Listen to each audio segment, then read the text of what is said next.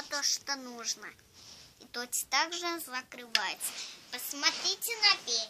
Снизу подсветки, номер, сверху фары.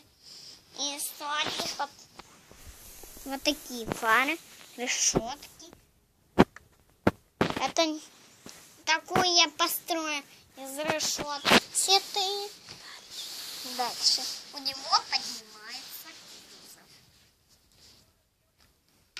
Это ставится.